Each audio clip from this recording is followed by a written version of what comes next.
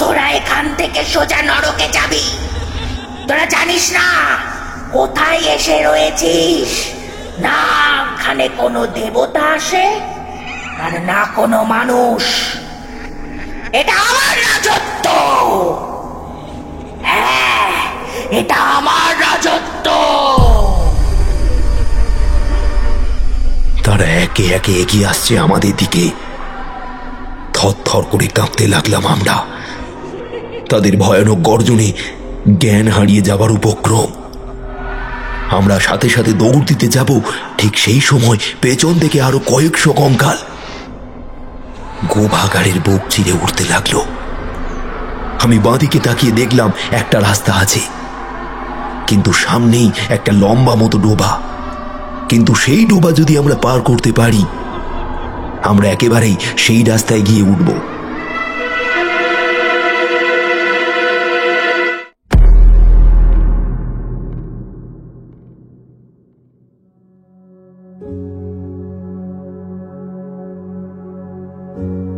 বেশ কয়েকদিন ধরে পঞ্চায়েতে সেই রকম কোনো কাজ নেই। বিগত 3 মাস ধরে এত কাজের চাপ ছিল যে ঠিক মতন আমরা খাওয়া ঘুম করতেই পারিনি। যাই হোক, আমি নকুল দাস গত 2 বছর হলো এই কৈখালী গ্রামের পঞ্চায়েতে উচ্চ পদস্থে চাকরি করি। আমার সহকর্মী চৈতন্য পাল ও আর একজন বাদল হালদার আমার অনেক আগে থেকেই এই পঞ্চায়েতে কাজ করে। তবে আমার থেকে ওরা একটু নিচু স্তরে কাজ করে। তা হোক, কোনো কাজই ছোট বড় হয় না। আমরা 3 জন একে অপরের দারুণ বন্ধু। ওরা ভালোবেসে আমাকে নকুল স্যার বলে ডাকে। আমি মাঝে কয়েকবার বলতে বারণ করেছিলাম এই নাম ধরে ডাকতে, কিন্তু ওরা শোনেনি। কাজ কম থাকায় কিছুদিন যাবৎ আমরা প্ল্যান করেছিলাম যে কোথাও একটা ঘুরতে যাব। একদিন চৈতন্যবাবু ঘুরতে যাওয়ার জন্য একটা জায়গার নাম আমাকে বললেন। জায়গাটির নাম পেটকাটা। সেখানে নাকি বড় নদী আছে এবং ঘোরার জন্য খুব ভালো একটা জায়গা। আর সবচেয়ে বড় কথা হলো, তার এক বন্ধু নাকি ওই গ্রামেই থাকে। তার নাম সহদেব হাজরা। চৈতন্যবাবু বললেন আমরা নাকি তার বাড়িতে গিয়েই উঠব। চৈতন্যবাবুর একটা মোটর সাইকেল আছে, তাতে চেপে 3 জনে রওনা দিলাম সেই গ্রামের পথে।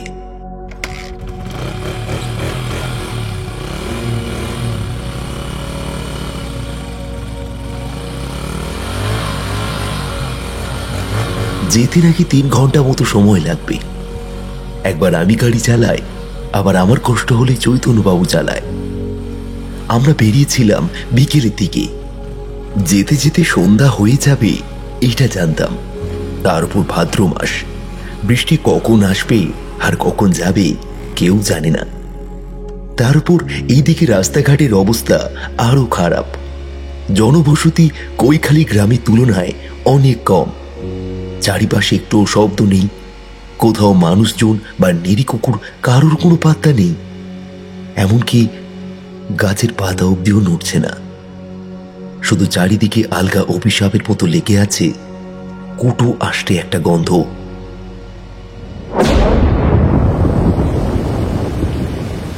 ওই দেখো, বলতে না বলতেই ঝমঝম করে বৃষ্টি শুরু হয়ে গেল। প্রচন্ড বৃষ্টি হলে ছাতা বোধহয় হার মানে, তাই আমরা একটা গাছের তলায় এসে দাঁড়িয়ে রইলাম। এখানে আর একটা কথা বলে রাখা ভালো, আমার আর চৈতন্যবাবুর সম্পর্কটা একটু অন্যরকম। আমরা কখনো তুমি করে কথা বলি, আবার কখনো আপনিতে চলে যাই। বুঝতেই পারি না কখন কি বলছি। বৃষ্টি জোরে হওয়াতেই এবার চৈতন্যবাবু বিরক্ত হয়ে বললেন, দূর দূর, যেতে এখনো প্রায় 15 মিনিট বাকি। বৃষ্টি এসে সব মাটি করে দিল। আচ্ছা চৈতন্যবাবু, এই জায়গাটা এইরকম কেন? কেউ আসে না নাকি? চারিপাশটা এত নিঝুম, আর গ্রামটাই বা কোথায়? চারিদিকে খালি জঙ্গল আর মাঠ। দূরে কোথায় যেন আগুন লেগে গেছে, ধোঁয়া উঠছে, ওই দেখুন। এটা পুরোটাই পেট কাটার মাঠ, আর ওই যেখান থেকে ধোঁয়া উঠছে ওটা হলো পেট কাটার শ্মশান। ও আচ্ছা, মাঠের ওই পারে, তাই তো? কিন্তু কিরকম একটা গা চমচমে জায়গা যেন। এই দিকটা এরকমই, যে কেউ দেখলে মনে করবে গা ছমছমে একটা জায়গা। না না, সত্যিই বলছি, ভীষণ গা চমচমে একটা জায়গা। আসলে ওই যে শ্মশানটা দেখছেন, ওখানে একটা মন্দির আছে, পরিত্যক্ত মন্দির। দিনের বেলায় শুনেছি ওখানে নাকি যেতে সবাই ভয় পায়, আর রাতের বেলা তো ছেড়েই দিন। একবার একটা ছেলে তার কয়েকটা বন্ধুর সাথে বাজি ধরে ওই মন্দিরের ভেতরে গেছিল। পরের দিন সকালে তার কাটা মুন্ডুটা মন্দিরের বাইরে পাওয়া গিয়েছিল। বুঝলেন? কি মেরেছিল ওকে? কামিনী। সেটা আবার কি? নরক থেকে উঠে আসা এক শয়তানি। তার চাই শুধু রক্ত, মানুষের তাজা তাজা রক্ত। আমি চমকে উঠেছিলাম। এখানকার মানুষেরা তো তাহলে তো ভীষণ বিপদে আছে। হ্যাঁ হ্যাঁ, সে আছে তো।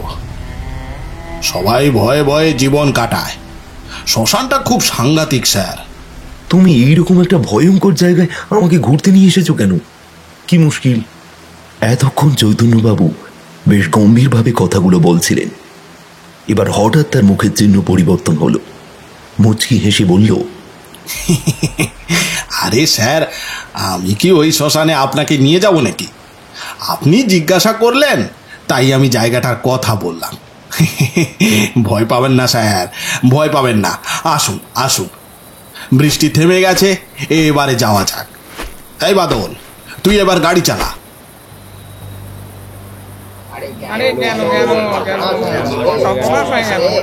আরে ওটা নইলে যে পড়নটা কবে রে? আমরা সহদেব হাজরার বাড়িতে পৌঁছতেই দেখলাম সেখানে হুটোপাটি লেগে গেছে।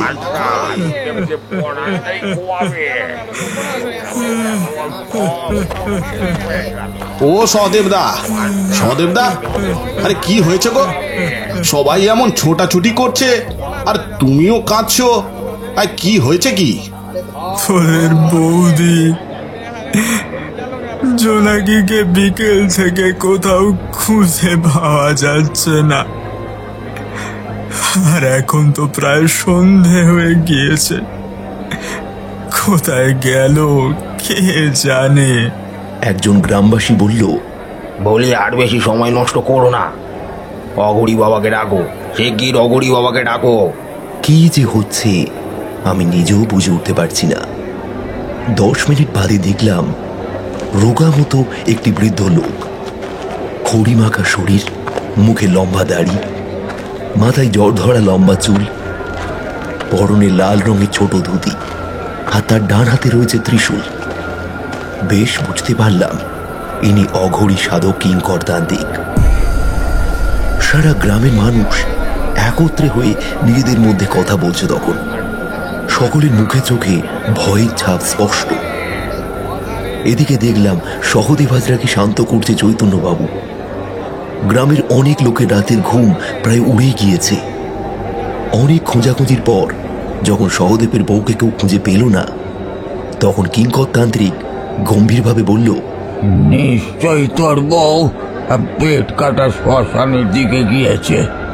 তার মানে ও আর জীবিত নেই, ওকে গিলে খেয়েছে ওই কামিনী। না, এ হতে পারে না সাধু বাবা। আমি যাব ওই শ্মশানে, যাব। তারপর ওই হারামজাদি কামিনীকে নিজের হাতে শেষ করব। দাঁড়া, পাগল হয়েছিস? কোথায় যাচ্ছিস নাকি? ওই শ্মশানে যাওয়ার চেষ্টাও করিস না, তাহলে তুইও আর এই গ্রামে ফিরবি না। ওখানে যাওয়া মানে মৃত্যু নিশ্চিত। কামিনীকে চিনিস তুই? ও কি করতে পারে তোর কি জানা আছে? সকলে অবাক হয়ে তাকিয়ে থাকে কিঙ্কর তান্ত্রিকের মুখের দিকে।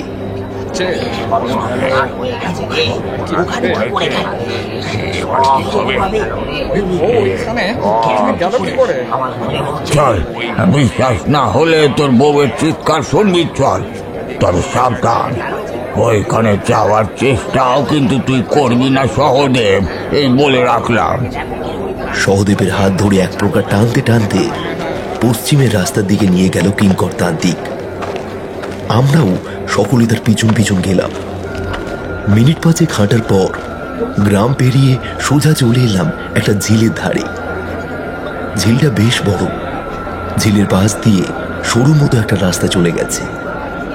কিঙ্কর তান্ত্রিককে দেখলাম চোখ বন্ধ করে আকাশের দিকে চেয়ে ডান হাতটা ত্রিশূলের উপরে রেখে কেমন যেন বিড়বিড় করতে লাগলো। কয়েক সেকেন্ড বাদে চোখ খুলে গম্ভীরভাবে বললেন, আর কিছু মুহূর্ত পর একটা চিৎকার শুনতে পাবি। চিৎকারটা কাজ সেটা তোকে নিশ্চয়ই আর বলে দিতে হবে না সহদেব। সহদেব থ হয়ে গেল ভয়ে। তার সারা শরীর থরথর করে কাঁপতে লাগলো। সেই সময় কয়েক সেকেন্ড দাঁড়িয়ে থাকার পর চারিদিকের আবহাওয়া কেমন যেন পরিবর্তন হতে লাগলো। একটু আগে পর্যন্ত আকাশে গোল থালার মতন চাঁদ দেখছিলাম, এখন সেটা কালো মেঘের মধ্যে ডুবে গিয়েছে। ফুরফুর করে ঠান্ডা বাতাস আমাদের গায়ে এসে লাগলো। আকাশটা কেমন যেন ডেকে উঠল। আর ঠিক সেই সময় দূর থেকে একটা মেয়েলি কণ্ঠের আর্তনাদ আমাদের দিকে ছুটে এলো। সেই চিৎকার শুনে আমরা কেঁপে উঠেছিলাম। কিঙ্কর তান্ত্রিক বলল, শুনতে পাচ্ছিস? শুনতে পাচ্ছিস তোর বউয়ের গলা? কি বলেছিলাম আমি? তোর বউ আর জীবিত থাকবে না, কামিনী ওকে শেষ করে দেবে। ওরে, তার হাত থেকে মুক্তি পাওয়া তো সহজ নয় রে সহদেব। সহদেবকে দেখলাম জোরে জোরে নিঃশ্বাস ফেলতে। তারপরেই, বউ, চিন্তা করিস না, আমি আসছি বলে তীর গতিতে তার বউয়ের আর্তনাদ যেদিক থেকে আসছিল সেই দিকেই ছুটল। সবাই বারণ করলো, চিৎকার করে ডাকলো,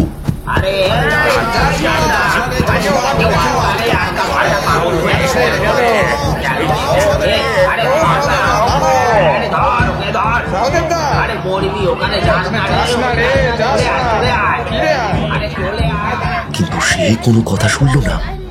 উন্মাদের মতো ছুটল সেই শ্মশানের দিকে। আমি চৈতন্যবাবু আর বাদলের দিকে তাকালাম।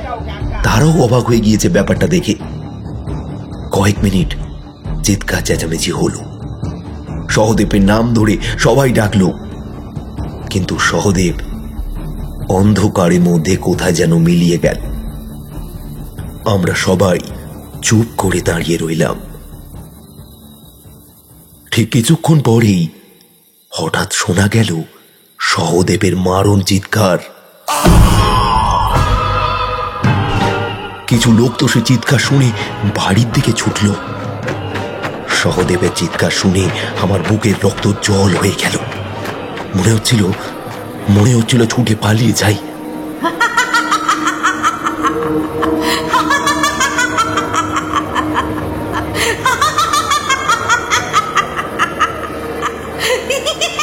হঠাৎ সেই গাঢ় অন্ধকারের মধ্যে থেকে এক খলখলে হাসির শব্দ ছুটে এলো আমাদের কানে। কিঙ্কর তান্ত্রিক গম্ভীর গলায় বললেন, শোন রে শোন, কামিনীর হাসি শোন। বললেও কেউ ওখানে আর যাস না, শ্মশান পরিত্যক্ত, কেউ যাস না বলেও।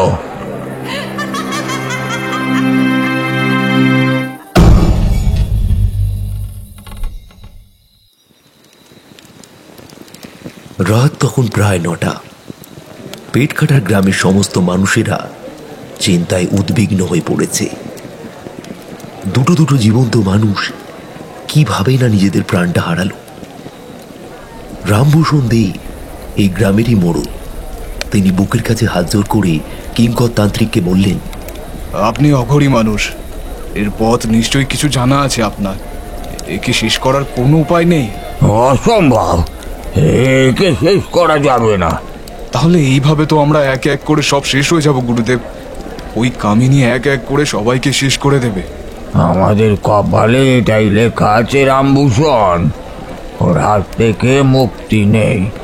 তাই যতদিন বেঁচে আছো ভালো মন্দ খেয়ে নাও, হাসি মজা করো। ভেবে নাও মৃত্যু যখন তখনই আসতে পারে।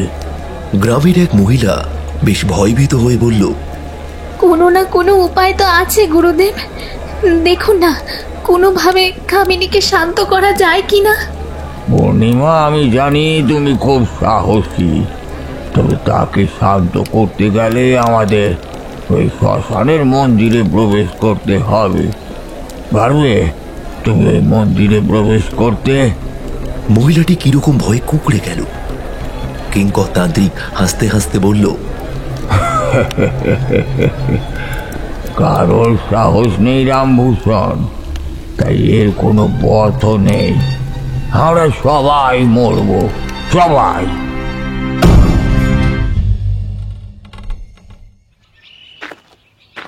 স্যার, স্যার, আরে চলে যাচ্ছেন কেন? ও ও ও স্যার, আরে দাঁড়ান না, আরে আরে দাঁড়ান। আপনি চান আমি এখানে থাকবো আর নিজের প্রাণটা দেব? মাথা আপনার ঠিক আছে তো? এমন একটা জায়গায় নিয়ে আসলেন যে ঘোড়া তো দূরের কথা, বেঁচে এখান থেকে ফিরতে পারবো কিনা তার সন্দেহ আছে। স্যার, আমার বন্ধুর বাড়িতে এলাম, যেদিন এলাম সেদিনই সে মারা গেল। এই গ্রামের এই অবস্থা, আপনি বলুন না, ফেলে চলে যাওয়া যায়? এতক্ষণ বাদল সবটা শুনছিল, এবার সে মুখ খুলল। তুমি তান্ত্রিক নাকি যে এই গ্রামের রক্ষা করবে? ভালো যাও তো, স্যার যা বলছে শোনো। চলো আমরা ফিরে যাই, এখানে আর একটা দিন থাকলে চ্যাপ্টার ক্লোজ হয়ে যাবে আমাদের। চুপ কর হতচ্ছাড়া, চুপ কর। চ্যাপ্টার নাকি ক্লোজ হয়ে যাবে? আরে আমি আছি কি করতে? তোর রক্ষা আর স্যারের রক্ষা আমি করব। এই চৈতন্য পাল করবে। আর স্যার, স্যার আমাকে হালকা ভাবে নেবেন না, ভুলে যাবেন না আমিও কিন্তু ছোটখাটো এক গুণিন। ওই কামিনীকে ঝেঁটিয়ে একদম বিদায় করব, এই আমি বলে দিলাম। মুখে আপনি বহুত লেকচার মারেন। যখন আপনার বন্ধু চিৎকার শুনলেন তখন ভয়তে কাঁদছিলেন। কেন কাঁদছিলেন বলুন? মানে স্যার, মানে তুই ফিক করে হাসছিস কেন? তুই যেন খুব কাজের, হ্যাঁ? ওই চিৎকার শুনলে আমি কেন, যে কেউ ভয় ঠক ঠক করে কাঁপবে স্যার। হ্যাঁ, তাই জন্য বলছি চলুন এই গ্রাম ছেড়ে আমরা চলে যাই, তাতেই আমাদের মঙ্গল। না স্যার, জানি আমারও ভয় করছে, তবু আজ দিনটা এখানে কাটিয়ে যাই। একটা মাত্র বন্ধু স্যার, ও মরে গেল এইভাবে, সত্যি খুব কষ্ট হচ্ছে স্যার। তাই একটা দিন অন্তত এখানে কাটানো হোক sir. Please sir, please please. চৈতন্যবাবুর কথা আর ফেলতে পারলাম না। আমরা গ্রামের মোড়ল রামভূষণদের বাড়িতে উঠলাম। সেখানে তিনি আমাদের থাকার ব্যবস্থা করে দিলেন। ইতিমধ্যে আরো একটা খারাপ খবর পেলাম। প্রায় 4 দিন এই গ্রামের বাইরে বের হওয়া নাকি বন্ধ। কিঙ্কর তান্ত্রিক এক মহাযজ্ঞ করতে চলেছে, তাই জন্য কেউ এই গ্রাম ছেড়ে বের যাতে না হয় তার কঠোর ব্যবস্থা করা হয়েছে। রামভূষণ দে আমাদের কাছে এসে বললেন, এই 4 দিন কামিনী রক্ত খাওয়ার লোভে এই গ্রামের মধ্যে আসতে পারে। সে যে কোনো রূপ ধরে আসতে পারে বা নিশির মতো ডাকতেও পারে।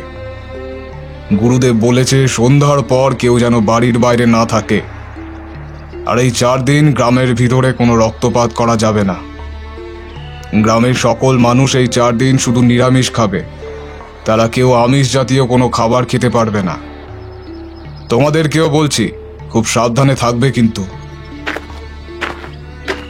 ওই দিন দুপুরে খাওয়া দাওয়া সেরে আমরা 3 জন একটা গাছের নিচে বসেছিলাম।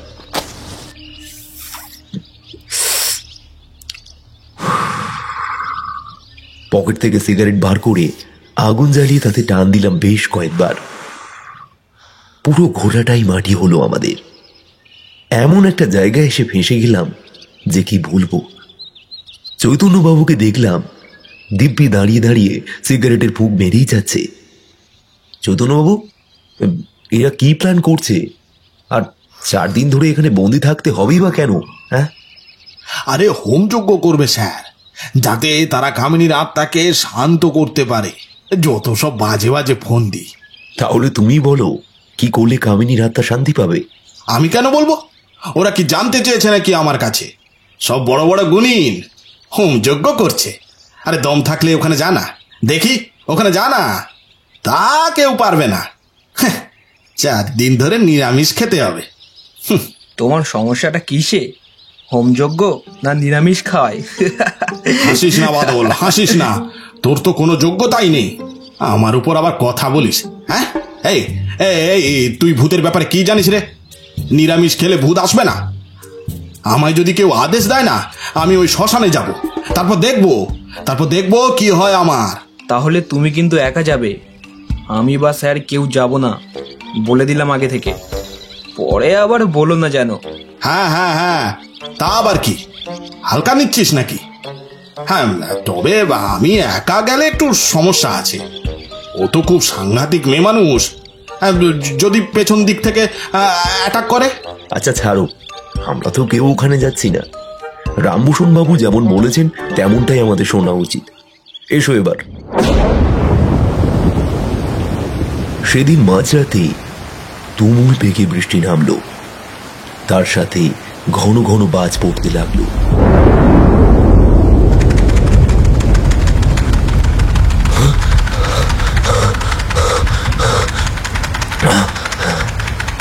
কিসের একটা আওয়াজে হঠাৎ করেই আমার ঘুমটা ভেঙে গেল।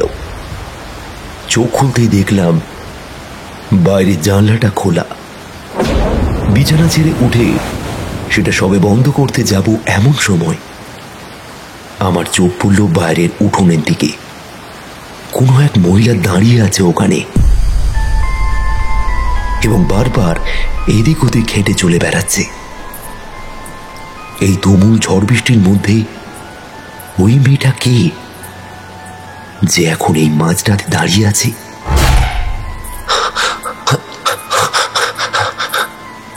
আমি তাড়াতাড়ি এসে চৈতন্যবাবু আর বাদলকে ডাকলাম। এই চৈতন্যবাবু, চৈতন্যবাবু, বাদল, বাদল ওঠ ওঠ ওঠ ওঠ। আরে আরে ও চৈতন্যবাবু ওঠো। হ্যাঁ হ্যাঁ হ্যাঁ হ্যাঁ, কে কে? কামিনী, কামিনী, কামিনী নাকি? আমি কিছু করিনি, আমি কিছু করিনি, আমাকে ছেড়ে দাও। আরে আমি নকুল, ওঠো ওঠো ওঠো, তাড়াতাড়ি ওঠো। হ্যাঁ, কি হয়েছে স্যার? হ্যাঁ, কি হয়েছে? আপনি এরকম করছেন কেন? হ্যাঁ, কিছু দেখেছেন নাকি স্যার? কিছু দেখেছেন? হ্যাঁ, জানলাটা বন্ধ করতে গিয়ে দেখি একটা মেয়ে বাইরের উঠোনে দাঁড়িয়ে আছে। কি বলছেন স্যার? সত্যি বলছি, আমি নিজের চোখে দেখেছি। সর্বনাশ, রামভূষণ বাবুর কথা সত্যি হয়ে গেল তাহলে। হ্যাঁ হ্যাঁ, তাই তো দেখছি। স্যার, স্যার কি করা যায় এখন? বাইরে বেরিয়ে দেখাটা ঠিক হবে না, সত্যি বলছি, বুকটা ধরফর করছে। কি করি? ঠিক বলেছেন স্যার, আমারও খুব ভয় করছে। এইরকম ঝড় বৃষ্টির মধ্যে একটা মেয়ে দাঁড়িয়ে আছে, আমার তো সুবিধের বলে মনে হচ্ছে না। চৈতন্যবাবু আসুন স্যার, আসুন, জানালার ফাঁক দিয়ে দেখি কি করছে মেয়েটা। হ্যাঁ, আসুন এদিকে। হ্যাঁ, তাই চলুন চলুন চলুন চলুন। জানলার ফাঁক দিয়ে 3 জন মুখ বার করে দেখতে লাগলাম। ওই দেখুন স্যার, এখনো দাঁড়িয়ে আছে, কিন্তু কার জন্য দাঁড়িয়ে আছে? মেয়েটার মুখটা ভালো করে দেখা যাচ্ছে না, তবে মাথার চুলটা সাপের মতো উঠছে। পরনে একটা শাড়ি। হঠাৎ পায়চারি করতে করতে সে থমকে দাঁড়ালো। তার সাথে সাথে তার পায়ের নপুরের আওয়াজও বন্ধ হলো। আমি বললাম, আমরা লুকিয়ে লুকিয়ে মেয়েটাকে দেখছি, সেটা কি বুঝতে পারলো নাকি?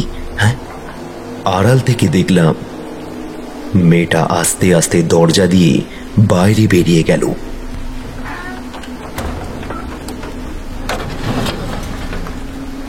আমরা ঠিক করলাম মেয়েটাকে অনুসরণ করব। তাই আমরা দরজা খুলে বাইরে বের হলাম। মেয়েটা কোথায় যায় সেটা আমাদের দেখতেই হবে।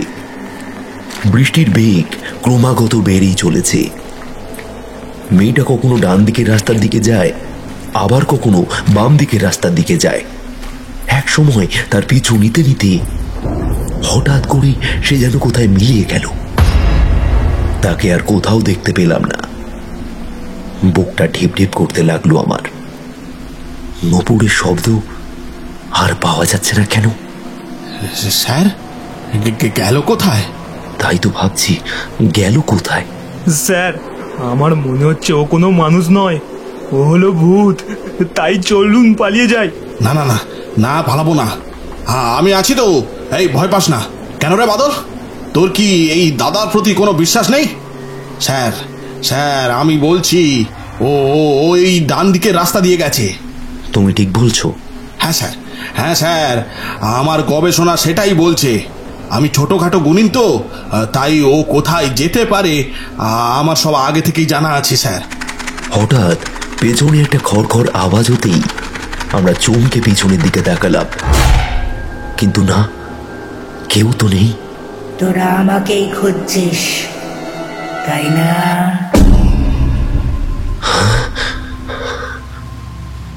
বুকটা কেঁপে উঠল আমার।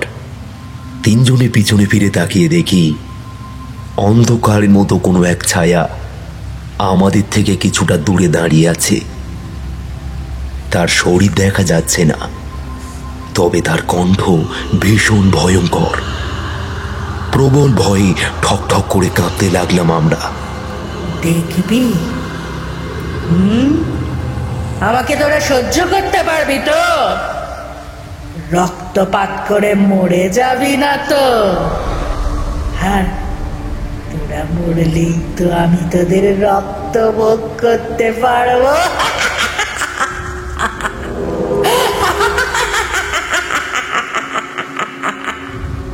স্যার স্যার আমার কেমন যেন হচ্ছে, দম বন্ধ হয়ে আসছে স্যার, দম বন্ধ হয়ে আসছে। আমারও চৈতন্যদা, কি করি এখন? কে তুমি? কে তুমি? কে তুমি? কে?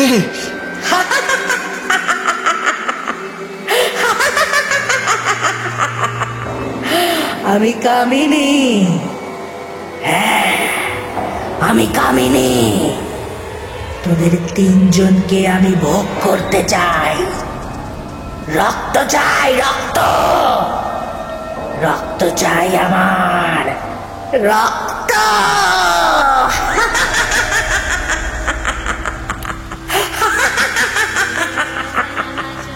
না না না না না, আমরা তো কিছু করিনি, আমরা তো কিছু করিনি, আমরা কিছু করিনি। স্যার পালান, পালান স্যার, স্যার স্যার পালান, পালান। তিনজনে দ্রুত ছুটতে শুরু করলাম।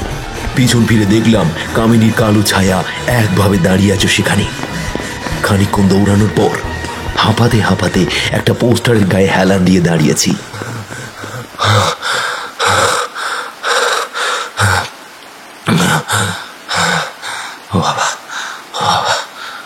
ঠিক সেই সময় আমার মনে হলো পোস্টারের মধ্যে থেকে দুটো হাত হঠাৎ করেই আমাকে জড়িয়ে ধরেছে।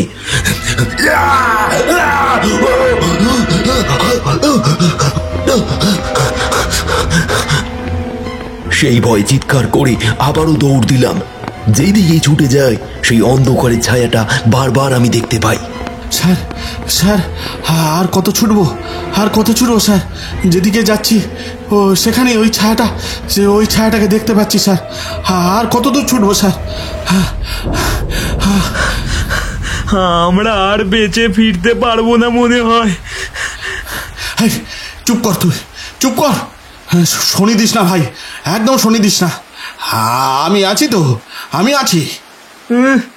এদিকে আমার পেছন ভারী হওয়ার জোগাড়, আর উনি আছেন। উফ, থামো তোমরা। রামভূষণদের বাড়িটা কোথায়? খুঁজে পাচ্ছি না তো। হঠাৎ কোনা গলায় একটা হাসির রব ওঠে, আর তার সাথে ভেসে আসে খোনা গলায় চিৎকার। উঠে আয়, উঠে আয় শ্মশানের পাপি গলিত জীবেরা। কোথায় তোরা? ওই দেখ, তোদের মতো দেখতে তিনটে মানুষ। ধরে নিয়ে আয় ওদের, রক্ত খেয়ে ছেড়ে দেব তোদের সাথে। উঠে আয়, উঠে আয় তোরা, উঠে আয়, উঠে উঠে আয়। এক সময় আমার চোখ গিয়ে পড়ল দূরে নিম গাছের দিকে। গলিত সব আর কঙ্কালের দলেরা সামনের ডোবা থেকে উঠতে লাগলো আস্তে আস্তে করে।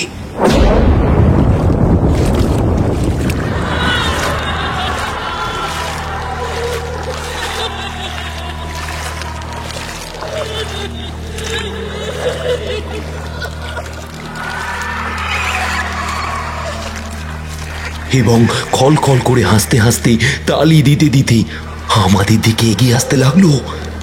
সে কি বিভৎস দৃশ্য! পালাও স্যার, পালাও, পালাও স্যার, পালাও স্যার, পালাও স্যার, পালাও, পালাও স্যার। কোন দিকে পালাবো? রাস্তা তো সব দিকে বন্ধ। চৈতন্যবাবু, চৈতন্যবাবু, এই দরজাটা টপকে ওই দিকে চলে গেলে কেমন হয়? হ্যাঁ, দারুণ হবে স্যার, দারুণ হবে, কিন্তু এটা তো অনেক উঁচু স্যার, এটা তো অনেক উঁচু। এক কাজ করো, তোমরা আমার কাঁধে পা দিয়ে ওপরে ওঠো, ওখানে সানসেট আছে। তারপর উপর থেকে তোমরা হাত বাড়াবে, আমি উঠে যাব, কেমন?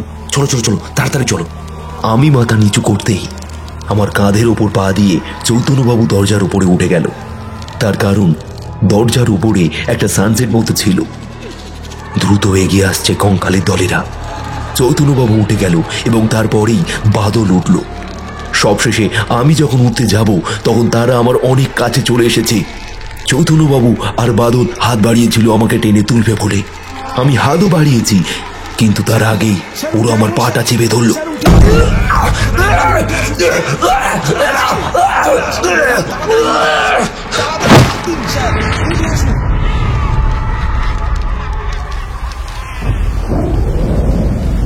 তবে মা মনসা আমার কৃপায় আমি অনেক কষ্টে সেই সানসেটের উপরে উঠতে সক্ষম হয়েছি।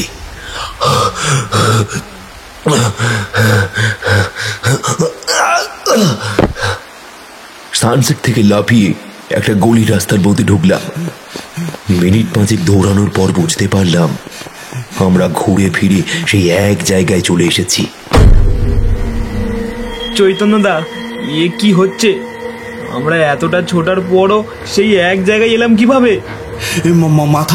মাথা তো খারাপ হয়ে যাচ্ছে। গ্রামের সব মানুষগুলো এবার কোথায় গেল? হ্যাঁ, এত দৌড়াচ্ছি, ওরা কি বুঝতেও পারছে না? হ্যাঁ, বুঝতেও পারছে না ওরা। হ্যাঁ, আচ্ছা, যাই হোক, চলো চলো, বাম দিকে যাই, চলো। চৈতন্যবাবুর কথা শুনে বাম দিকে ছুটতে লাগলাম। অনেকক্ষণ ছোটার পর হঠাৎ আমাদের চোখের সামনে এসে পড়ল রামভূষণ দে। সে অবাক দৃষ্টিতে তাকিয়ে আছে আমাদের দিকে। রামভূষণ বাবু, কামিনী এসেছে, রামভূষণ বাবু। এখানে কোথাও আছে রামভূষণ বাবু।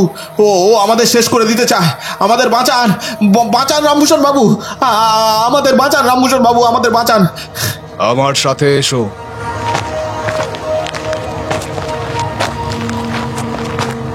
রামভূষণ বাবু কোনো এক অদ্ভুত ভেলকিতে বুঝি আমাদের তার বাড়িতে নিয়ে এলেন। এতক্ষণ ধরে ওনার বাড়িটাই আমরা খুঁজছিলাম, কিন্তু কিছুতেই খুঁজে পাচ্ছিলাম না। তার বাড়িতে ঢোকার পর তিনি আমাদের বললেন, আপনাদের বারবার বললাম যে সাবধানে থাকবেন, কিন্তু আপনারা ঘরের বাইরে বেরিয়ে গিয়ে তদন্তগিরি করতে শুরু করেছেন। না, আসলে সেই রকম কিছুই না। আপনার বাড়ির সামনে ও এমন একটা রূপ নিয়ে দাঁড়িয়েছিল এবং এই এত রাতে একটা মহিলা বাড়ির বাইরে, তাই আমাদের একটু সন্দেহ হয়েছিল। ওই জন্য আমরা দেখতে গিয়েছিলাম যে মেয়েটা কোথায় যায়, ওই আর কি। ও অত্যন্ত ধূর্ত, সে চলে বলে সবাইকে শেষ করেছে। এইবার ওর নজর আপনাদের এই 3 জনের উপর পড়েছে। ভগবান জানেন কি হবে আপনাদের। আমাদের ওপর কেন পড়লো? আমরা তো ওনার কোনো ক্ষতি করিনি, আর আমরা তো এই গ্রামের বাসিন্দাও নই। কামিনী এই সব দেখে বিচার করে না। যে একবার এই গ্রামে আসে সেই কামিনীর দুয়ারে নাম লিখিয়ে নেয়। তার হাত থেকে নিস্তার পাওয়া খুব কঠিন। আমরা কালই এই গ্রাম ছেড়ে চলে যাব, আর এক মুহূর্ত আমরা এই গ্রামে থাকবো না। কথাটা বলে সবে দুপায়ে গিয়েছি, এমন সময় রামভূষণ দে পিছন থেকে বলল, আপনি যেখানেই যাবেন আপনার সাথে কামিনীও যাবে। চোখ বন্ধ করলে তাকে দেখতে পাবেন। নিজের প্রিয়জনদের মুখের উপর ফুটে উঠবে তার মুখ। সামলাতে পারবেন তো? চিন্তায় আপনি পাগল হয়ে যাবেন, বাধ্য হবেন তার হাতে মরবার জন্য। তার কারণ সে রক্ত না খেয়ে কাউকে ছাড়ে না। রামভূষণ বাবু, আপনি ভয় দেখাচ্ছেন? হ্যাঁ, তাহলে যান কাল চলে, দেখতেই পাবেন আমি ঠিক বলছি না ভুল। এর কোনো উপায়? কি করলে সে আমাদের পিছনে আসবে না? তোমাদের ওই বেড কাটা শ্মশানে যেতে হবে। হঠাৎ আমার পিছন থেকে একটি কণ্ঠ ভেসে এলো। হ্যাঁ হ্যাঁ, আমরা আমরা ওখানে যাব? হ্যাঁ, কি বলছেন? হ্যাঁ, একমাত্র ওই মন্দিরে গেলে আপনারা প্রাণে বাঁচবেন। আপনি এইসব কি বলছেন? আমি সঠিক কথাই বলছি। বলছি ওখানে গেলে এমনিই আমরা ছবি হয়ে যাব। আমার বউ ছেলে আছে, ওদের কি হবে? তার একটি রাস্তা আমি বলে দেব, তবে যাওয়ার আগে একবার ভেবে নাও। কিন্তু ভাবা দরকার নেই, আমরা ওখানে যাব না। কাল সকাল হলে আমরা এই গ্রাম ছেড়ে চলে যাব। মূর্খ তুমি, মূর্খ! তুমি কি ভেবেছ তোমরা বেঁচে যাবে? তোমাদের এমনি মৃত্যু হয়ে যাবে, কেউ বাঁচাতে পারবে না তোমাদের। তার চেয়ে বরং আমার কথা শোনো, আমি তোমাদের পথ বলে দেব। আপনি যাচ্ছেন না কেন? আপনি ওখানে যেতে পারেন তো, যান না আপনি ওখানে। সব কাজ সবার দ্বারা হয় না। আমরা গ্রামের লোকেরা একটা বিশেষ কারণে সেই শক্তিশালী তামিমা তাবিজটাকে হাত দিতে পারবো না। আর তাছাড়া ওর ছায়া এখন তোমাদেরকে অনুসরণ করছে। আমরা ওখানে গেলে কি বাঁচবো? আপনার মাথা ঠিক আছে? হ্যাঁ, এমনি মরে ভূত হয়ে যাব। আরে বললাম তো, তোমাদেরকে আমি একটা শক্তিশালী তাবিজ দেব। কি তাবিজ? আরে বললাম তো, তামিমা তাবিজ। এ যাতা তাবিজ নয় গো বেটা, তোমাদেরও ছুতেও পারবে না। যখন আমি শ্মশানে বসে ধ্যান করতাম, তখন এই তাবিজ সর্বদাই আমার হাতে থাকে। খুব ক্ষমতা ওর। আর কোনো উপায় ছিল না আমাদের, তাই অবশেষে আমাদের রাজি হতে হলো। আমি বললাম, কবে যাব আমরা? আজ এক্ষুনি। এই এই এত রাতে? রাত 12টার বেশি হয়ে গিয়েছে। হ্যাঁ, যেতে যখন হবে তবে আজই, সমস্ত শীঘ্র। আর তাছাড়া আজই তোমাদের শেষ দিন হতে চলেছে, তাই দেরি না করে যাত্রা শুরু করো। আমরা কোনো কিছু না ভেবে কিঙ্কর তান্ত্রিকের কাছে থেকে সেই তামিমা তাবিজটা নিয়ে যে যার হাতে পরে নিলাম। চৈতন্যবাবু আর কানুর হাতে রয়েছে এক জ্বলন্ত মশাল। এই গ্রামের মানুষেরা এতক্ষণ যে কোথায় ছিল তা আমি জানি না, কিন্তু হঠাৎ করেই একে একে সব যেন কোথায় থেকে বেরিয়ে এলো। আমি নির্বাকের মতো চারিদিকে তাকিয়ে দেখতে লাগলাম। মনের মধ্যে একটা আলাদা ভয় ঢুকে গিয়েছে সেই সময় আমার। আমি চাইলে হয়তো ওই শ্মশানে নাও যেতে পারি, কিন্তু ওই লোকগুলো চোখে জল দেখে ওদের উপর বড় মায়া হলো আমার। যেন কোনো এক চিন্তাতে, ভয়েতে ওরা কেমন যেন গুটিয়ে গিয়েছে। সবাই মিলে বুকের কাছে হাত জোর করে দাঁড়িয়ে আছে সেই সময়। হতে পারে কিঙ্কর তান্ত্রিক আমাদেরকে মিথ্যে কথা বলছে, নিজেদের গ্রামকে বাঁচানোর জন্য বলি হিসাবে পাঠাচ্ছে আমাদের। তাই হোক, আমাদেরকে মেরে যদি ওদের সারা গ্রামের মানুষেরা ভালো থাকে, তাহলে আমি হাসতে হাসতে মরতে পারি। সমস্ত মানুষেরা একে একে এগিয়ে এলো আমাদের দিকে। এই অদ্ভুত গ্রামে এসে নিজেরাই এমন একটা বিপদে জড়িয়ে পড়ব তা স্বপ্নেও ভাবিনি। ঘন অন্ধকারময় একটা জায়গা, যার চারিধারে অসংখ্য কাঁটালতার ঝোপ। আমরা তিনজন সেই সরু রাস্তা দিয়ে হাঁটতে শুরু করলাম। শনশন করে হাওয়া বইছে সেই সময়। সব মিথ্যে কথা, সব মিথ্যে কথা। নিজেদের ঝামেলা আমাদের কাঁধে চাপিয়ে দিয়েছে। আরে বাদ দাও না এইসব কথা, ছাড়ো না। চলেই যখন এসেছি আর এত ভেবে লাভ নেই, যা হবে দেখা যাবে। আচ্ছা শোনো, কিঙ্কর তান্ত্রিক আমাদের আসার সময় কি বলেছিল সেটা মনে আছে তো? তোমাদের প্রথম কাজ হবে ওই সরু রাস্তা বেরিয়ে সামনের ছোট বাধাটাকে টপকানো। মনে রেখো, খুব সাবধানে থাকবে। বিপদ যে কোনো দিক থেকেই আসতে পারে, খুব খেয়াল করে চলবে। চোখ কান খোলা রাখবে। শ্মশানে ঢুকেই তোমাদের চোখে পড়বে ওই মন্দির। আর এই মন্দিরের মধ্যে কোনো এক জায়গায় লুকোনো আছে এক মণি। মণি? হ্যাঁ, মণি, পোখরাজ মণি। ওটাই মন্দিরে কোনো এক জায়গায় লুকোনো আছে। ওটাই খুঁজে বের করতে হবে, কিন্তু খুব সাবধান। কামিনী ওই মণি একবার যদি দেখতে পায় সর্বনাশ হয়ে যাবে। ওই মণিও হাতে নিতেই ও আরো ক্ষমতাশালী হয়ে যাবে। কিন্তু ও যদি দেখতে পেয়ে যায় তখন? তখন মাথায় এসেছে, শোনো তবে।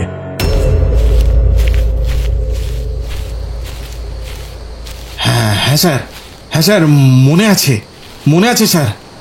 আমাদের খুব সতর্ক থাকতে হবে, ঠিক আছে?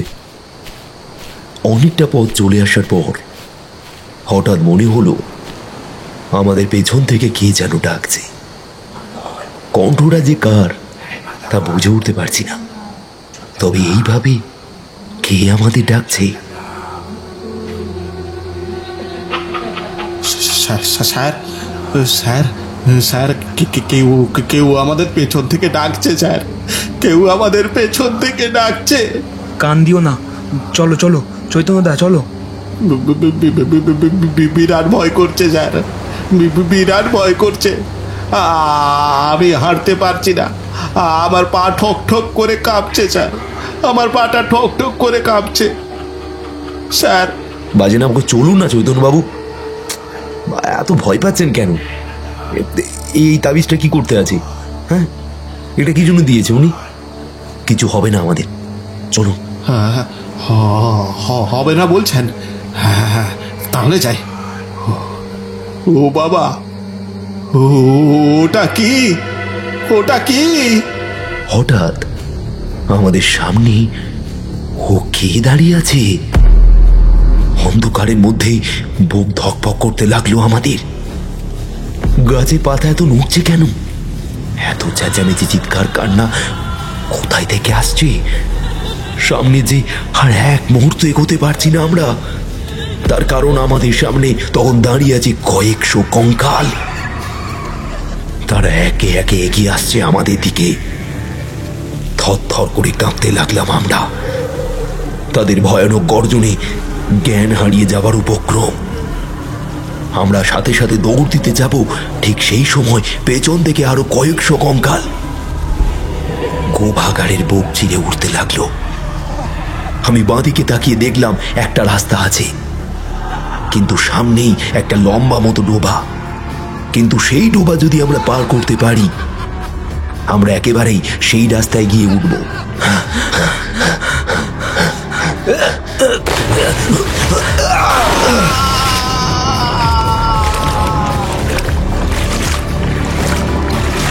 আমরা তিনজন ছুটে গিয়ে সেই ডোবার জলে ঝাঁপ দিলাম।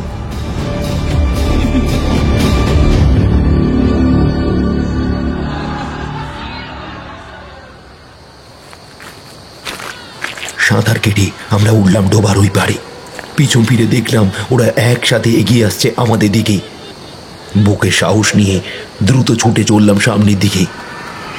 কিছুটা ছুটে আসার পর আমাদের চোখে পড়ল এক পুরনো জীর্ণ মন্দির। তার মানে এটাই পেট কাটা শ্মশান। মন্দিরটা এত অপরিষ্কার কেন? সময়ের সাথে সাথে ছাদ ও দেওয়াল যেন খসে পড়েছে। চারিদিকে অনেকটা লতা পাতা ছড়িয়ে আছে। আমরা মন্দিরের ভিতরে ঢুকতেই দেখতে পেলাম মন্দিরের ভিতরে সুপ্রাচীন শিবলিঙ্গ। আমরা সেই সময় চারিদিকে সেই মণিটা খুঁজতে লাগলাম। দূর তেরিকা, কোথায় পোকরাজ মণি? এই মন্দিরে তো কোথাও নেই স্যার। আমার মনে হচ্ছে ওই ওই ওই কিংকরতান্ত্রিক আমাদের ধোকা দিয়েছে স্যার। মিথ্যে বলেছে যাতে আমরা এখানে এসে মরি স্যার। প্রায় আধা ঘন্টা এইভাবে তল্লাশি করার পরেও কোথাও যখন মণিটা খুঁজে পেলাম না, তখন মনে মনে ভাবলাম, কিংকরতান্ত্রিক কি আমাদের ধোকা দিল?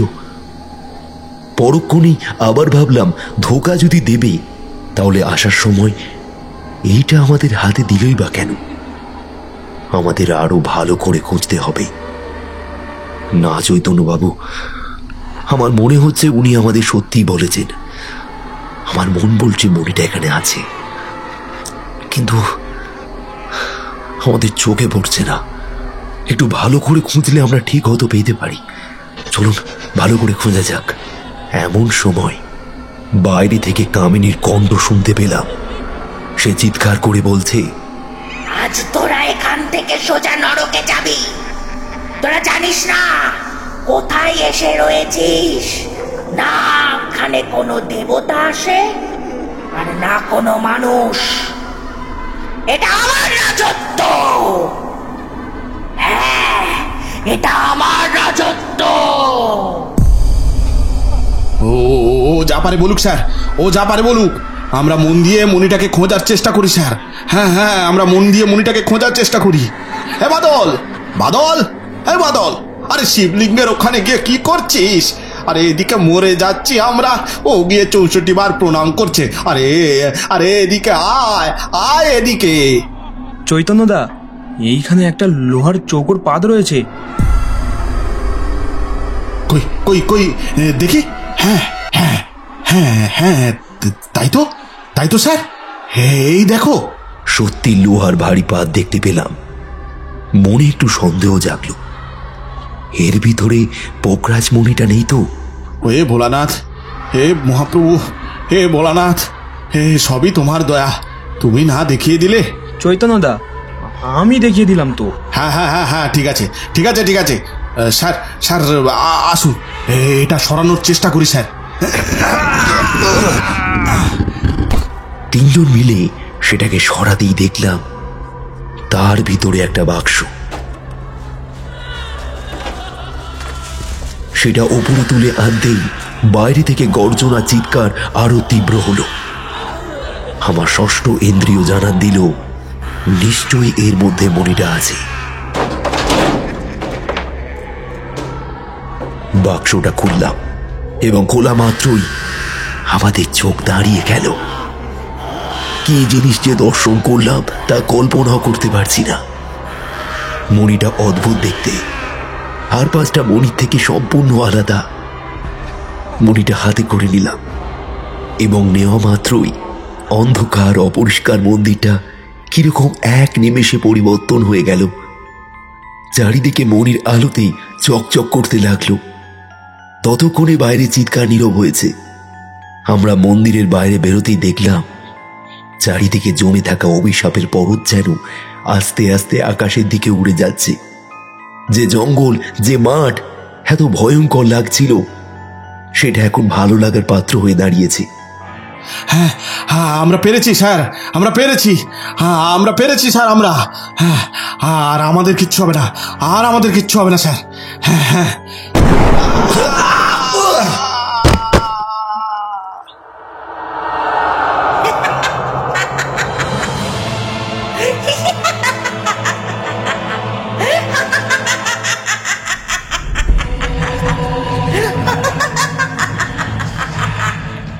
হঠাৎ ধুম করে একটা আওয়াজ হলো। আমরা ছিটকে কয়েক হাত দূরে গিয়ে পড়লাম। আমার হাত থেকে মণিটা কিছুটা দূরে গিয়ে পড়ল। উঠে দাঁড়াতেই দেখলাম আমাদের সামনে এসে দাঁড়িয়েছে কামিনী। খলখল করে হাসছে সে।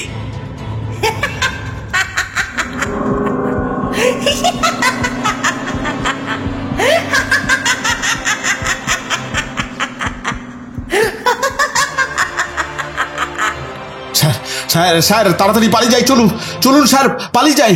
পালানো যাবে না, মণিটা ওইখানে পড়ে আছে, ওটা না নিয়ে আমি যাব না। কিন্তু স্যার, মণিটা এখানে দিয়ে দে, ভালো চাস তো দিয়ে দে, ওটা আমাকে দিয়ে দে, ওটা শুধু আমার, শুধুমাত্র আমার। কামিনী, কামিনী, মণিটা আমাদের কোনো কাজে আসবে না রে, কোনো কাজে আসবে না। ওটা ওটা ওই গ্রামের মানুষদের দরকার, তাই এই মণিটা আমরা ওদের হাতেই দেব। হ্যাঁ হ্যাঁ, আমরা ওদের হাতেই দেব কামিনী। আপনি চুপ করবেন? না না না স্যার, সত্যি কথাটা বলা দরকার স্যার, সত্যি কথাটা বলা দরকার। আরে মূর্খর দল, ওই গ্রামে কোনো মানুষ জীবিত নেই,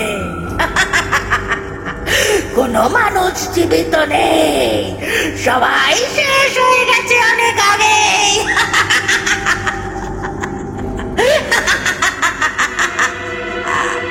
অবাক হয়ে গেলাম তার কথা শুনি। সবাই মৃত, তোরা কেবল আত্মাদের সাথে কথা বলছিস। ওরা কবেই মরে ভূত হয়ে গেছে। দে মনিটা দে, মনিটা দে, দে দে দে দে দে দে দে মনিটা দে। আমি পিছন ফিরে দেখি বাদল আর চৈতন্যবাবু ছুটতে আরম্ভ করেছে। আমিও আর দাঁড়ালাম না, মনিটা হাতে নিয়ে ছুটতে লাগলাম তাদের পেছনে। হাওয়ার মতন ভেসে আসছে কামিনী। আমি লাফ দিলাম নিচু ঢিবির ওপর থেকে, গড়িয়ে গড়িয়ে নিচে এসে পড়লাম। আমি মাটি থেকে উঠতেই দেখলাম কামিনী আমার সামনে দাঁড়িয়ে আছে। দিয়ে দে বলছি ওই মনি, তুই কোথাও পালাতে পারবি না, দিয়ে দে ওটা। কামিনীর মুখ এইবার আমি দেখলাম যেন কোনো এক নরক থেকে উঠে আসা গলিত উলঙ্গ এক পেশাচি। শুকনো অস্থিসার দেহ, বিভৎস মুখ তার, অক্ষিকোটর থেকে বেরিয়ে এসেছে বড় বড় রক্তবর্ণ চোখ। দে মনিটা, দে বলছি, দে। মনিটা দিতে যাব, আর ঠিক সেই সময় স্যার স্যার, ওকে নকল মনিটা দিন, আসল মনি তো আমার কাছে। পিছন থেকে ভেসে এলো চৈতন্যবাবুর কণ্ঠ, আর ঠিক সেই সময় কামিনী আমার গলাটা সজোরে চেপে ধরল। শেষ করে দেব, আসল মনিটা দিয়ে দে বলছি।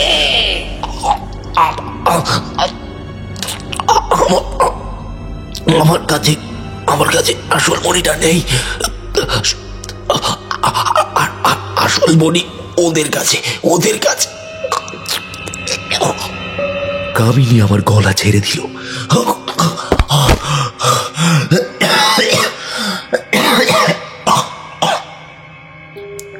তারপর সে এগিয়ে গেল চৈতন্য বাবুর দিকে, আর ঠিক সেই সময় আমার পেছন থেকে বাদল এসে বলল, এই কামিনী, এই দেখ তোর মনি আমার কাছে। ওর কাছে তো নকল মনি আছে। কামিনী হতভম্ব হয়ে যেতে লাগলো। এ কি হচ্ছে তার সাথে? কিন্তু এই সব বুদ্ধি আগে থেকেই করা ছিল। কিঙ্কর তান্ত্রিক আমাদেরকে বলেছিল, এটাও দেখতে সম্পূর্ণ বোগরাজ মণির মতোই, এটা রাখো। তবে আসল মণিটা একটু বেশি উজ্জ্বল। যদি খুব বিপদে বড় তাহলে নকল মণিটা ওকে দিয়ে দেবে। ও একটা প্রেতাত্মা, ওই সব আসল নকল মণিও বোঝে না। আর এই ত্রিশূলটা নিয়ে যাও, এতে তোমার হাতের তামিমা তাবিজটা খুলে এই ত্রিশূলের মুখের ধারে বেঁধে 3 বার ওং নমঃ শিবায় বলে ও সরাসরি গলার মধ্যে ঢুকিয়ে দেবে। জানি এটা করা অসম্ভব, তবু নিয়ে যাও। কামিনী রাগে রিরি করে চলছে, দাঁত মুখ খিচিয়ে বলল, মনিটা দিয়ে দে, না হলে তোদের আমি জ্যান্ত চিবিয়ে খাবো। কিন্তু দিয়ে দে মনিটা। এই না না, আমি দিয়ে দিচ্ছি। এই নাও, 2টো না, আর একটা আছে, 3টে মণি আছে। তবে সত্যি বলছি, এর মধ্যে কোনটা আসল মণি আমি জানি না। বদমাইশ, ভালো চাস তো বল, না হলে। বাদলকে উল্টো করে ঝুলিয়ে তুলে ধরল কামিনী। তারপরে বলল, একে আমি আমার সাথে নিয়ে যাব, যতক্ষণ আসল মনিটা আমাকে না দিচ্ছিস। আমি যতক্ষণ আসল মনি না পাচ্ছি, ততক্ষণ এই রক্ত আমি খাবো। আমি বলছি আমার কাছে আসল মণিটা আছে, আমার কাছে।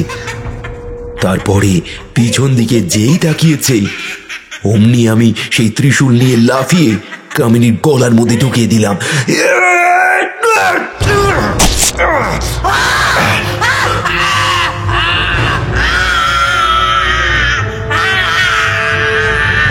আকাশ পাতাল কেঁপে উঠল সেই চিৎকারে যেন। আমি মাটিতে বসে পড়লাম। তারপর কিভাবে আমরা সেখান থেকে পালিয়ে এসেছি তা একমাত্র ভগবান জানেন।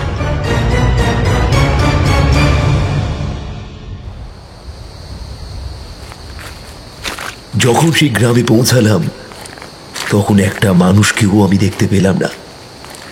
চারিদিকে খাঁ খাঁ করছে। আমরা বেশ অবাক হয়ে গেলাম।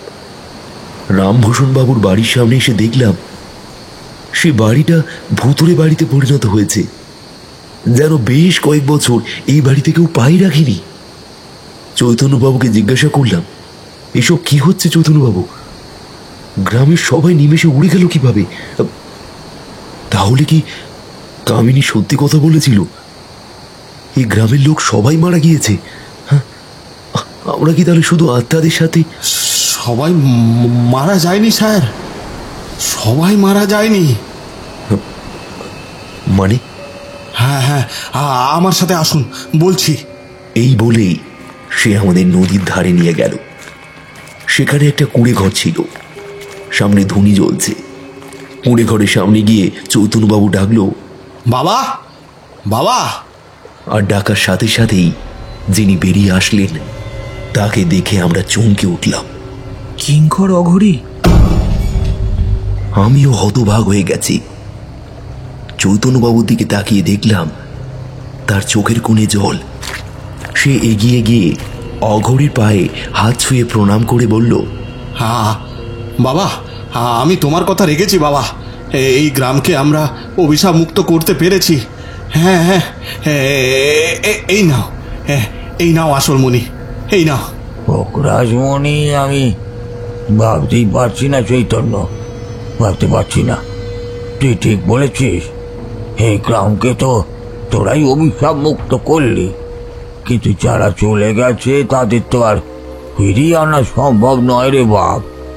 এই গ্রামে নতুন করে আবার হয়তো বসতি গড়ে উঠবে।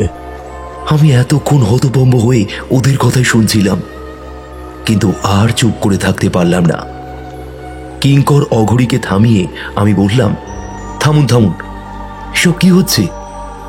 কি বলছেন আপনারা? আমি তো কিছুই বুঝে উঠতে পারছি না। হ্যাঁ স্যার, আপনার পক্ষে না বোঝাটাই স্বাভাবিক। আপনি কিছু জানেন না স্যার। সবটা জানতে গেলে আপনাকে ফিরে যেতে হবে 22 বছর আগে। হ্যাঁ বলছি, তাহলে শুনুন। এই বলে চৈতন্য বলতে শুরু করলো। 22 বছর আগে এই গ্রামে নেমে আসে কামিনীর ভয়ঙ্কর অভিশাপ। এখানে আসার আগে আপনাকে বলেছিলাম, মনে আছে স্যার, যে এক ছেলে জেদ করে ওই পেট কাটার শ্মশানে গিয়েছিল, তারপর তার কাটা মুন্ডু পাওয়া গিয়েছিল মন্দিরের বাইরে। হ্যাঁ, সে তো বলেছিলে। হ্যাঁ স্যার, সেখান থেকেই সব কিছু শুরু। সেই ছেলেটা জেদ করে সেই মন্দিরের ভেতরে ঢোকে। মন্দিরের রূপ দেখে সে ভয় পেয়ে যায়। পালিয়ে আসতে গিয়ে সে হোঁচট খেয়ে পড়ে ওই মন্দিরের একটা বেদির ওপর। ওই বেদিতেই কামিনীকে বন্দি করে রাখা হয়েছিল। বেদির উপর পড়তেই ওই বেদির উপর করা মন্ত্রের বন্ধন নষ্ট হয়ে যায়, আর কামিনীর আত্মাও মুক্তি পেয়ে যায় সঙ্গে সঙ্গে। তারপর অভিশপ্ত কামিনী তাণ্ডব চালাতে থাকে আমাদের গ্রামে। একের পর এক প্রাণ কেড়ে নিতে থাকে সে। সম্মোহিনী সুর দিয়ে সে একের পর এক লোককে টেনে নিয়ে যায় ওই শ্মশানে। যে পরিবারের লোককে নিয়ে যায় সেই পরিবারের বাকি লোকদের মতিভ্রম হয়। তারাও তাদেরকে খুঁজতে ছোটে সেই মন্দিরের দিকে। কামিনী তাদের সকলকে গিলে খায়। যেদিন আমাদের গ্রাম একেবারে উজাড় হয়ে গেল, সেদিন আমার বাবা, মানে এই কিঙ্কর অঘরী। বাবা? হ্যাঁ হ্যাঁ স্যার, উনি আমার বাবা, আমি ওনার ছেলে। আজ থেকে প্রায় 22 বছর আগের ঘটনা। বাবা সেদিন বলল, চৈতন্য, তুই পালিয়ে যা, আমরা কেউ হয়তো আর বাঁচব না। তবে এই অভিশাপ থেকে বাঁচার একমাত্র রাস্তা আছে, কামিনীকে আবার পুনরায় বন্দি করা। আমাদের কারোর পক্ষেই সম্ভব নয়। এক বিশেষ নক্ষত্রের যোগে জন্ম নেওয়া এক পুরুষের মাধ্যমেই এটা সম্ভব, আর সেটা হলো পুষ্যা নক্ষত্র। এইবার কিঙ্কর তান্ত্রিক আমাদেরকে বলল, চৈতন্যকে শহরে পাঠিয়ে দিলাম। তারপর আমি শুরু করি আমার সাধনা। আমি জানতাম ওই গ্রামে থাকলে আমিও প্রাণ হারাতাম। এই গ্রামের বাইরে নদীর তীরে আমি আমার বসতি করে তুলি। দীর্ঘদিন ধরে সাধনা করতে থাকি, কারণ আমি জানতাম পুষ্যা নক্ষত্র যুগে জন্ম এমন পুরুষই একদিন আসবে আমাদের এই গ্রামকে এই অভিশাপ থেকে চিরকালের জন্য মুক্তি দিতে। আমার সাধনা যেদিন সম্পূর্ণ হলো সেদিন আমি চৈতন্যকে খবর পাঠাই যে এখন সেই সময় উপস্থিত হয়েছে যখন আমরা কামিনীকে আবার বন্দি করতে সক্ষম হতে পারি বা তাকে মারতেও পারি। তবে এই পুষ্যা নক্ষত্র জন্ম নেওয়া কোনো এক ছেলেকে খুঁজতে হবে। চৈতন্য আমার কথা মতো সেই পুষ্যা নক্ষত্র জন্ম নেওয়া ছেলেকে খুঁজতে আরম্ভ করতে লাগলো। কিছুদিন আগেই চৈতন্য আমাকে জানায় সে তাকে খুঁজে পেয়েছে। কে সে? আমাদের স্যার। স্যার কথায় কথায় আমাকে বলেছিলেন তার নাকি পুষ্যা নক্ষত্রে জন্ম হয়েছে। বিশেষ শক্তিশালী এবং দৈবিক ক্ষমতার অধিকারী হয় এই ধরনের পুরুষেরা। আমি চৈতন্যকে বলি আপনাকে এই গ্রামে নিয়ে আসতে, তারপর আমি আমার সাধনার ক্ষমতার বলে আপনাদের নিয়ে যাই আত্মাদের দুনিয়ায়। কারণ কামিনীর অভিশাপে সকলে মারা গেলেও তাদের আত্মা বন্দী হয়েছিল এই গ্রামে। যাই হোক, আপনারা এখানে আসার পর আমি আমার মন্ত্র সাধনা সম্পূর্ণ একত্রিত করে ওই কমণ্ডলের জলকে শোধন করি আর আপনাদের হাতে বেঁধে দিয়ে আমার সাধনা দিয়ে পরিপুষ্ট করা ওই তাবিজ। আপনাকে অসংখ্য ধন্যবাদ নকুলবাবু। আপনি আমাদের গ্রামকে উদ্ধার করেছেন। কামিনীর খিদে মিটিয়ে আপনি তাকে আবার চিরনিদ্রায় পাঠিয়ে দিয়েছেন। এই গ্রাম হয়তো আবার আস্তে আস্তে জেগে উঠবে, আবার হয়তো এখানে বসতি গড়ে উঠবে। মানুষের আগমন হবে গ্রামে, মাঠে মাঠে সোনালি ফসলও ফলবে। কথাগুলো বলতে বলতে কিঙ্কর অগরি চোখের কোণায় যেন জলটা চিকচিক করে উঠল। একটা দীর্ঘশ্বাস ছেড়ে সে বলল, চৈতন্য, যা বাবা, আমাদের কাজ সম্পন্ন। পারলে আস্তে আস্তে গ্রামে আবার মানুষদের নিয়ে এসে বসতি করে তুলিস। আমার কাজ সম্পন্ন, আমায় এবার যেতে হবে।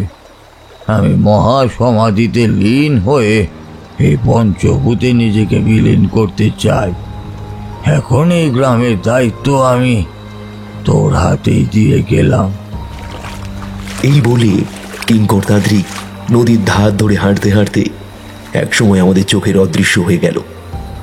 ঠিক এমন সময় হঠাৎ পিঠে একটা খোঁজা অনুভব করলাম, আর তার সাথেই একটা ডাক।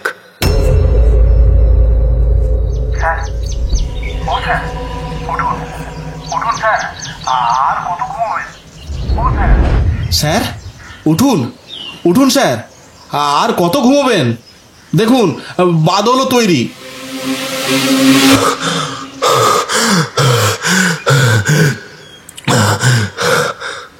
আমি ধরফর করে উঠে পড়লাম।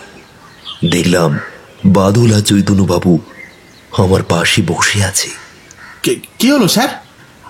আপনাকে কাল বললাম না যে আজ আপনাকে ঘুরতে নিয়ে যাব?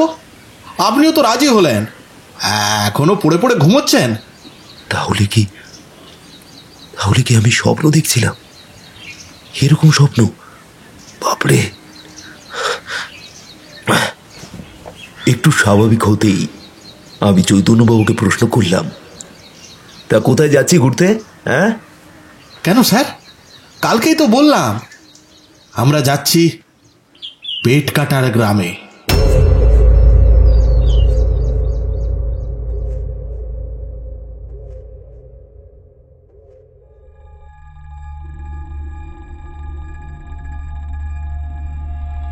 শুনছিলেন আজকের গল্প পেট কাটা শ্মশান।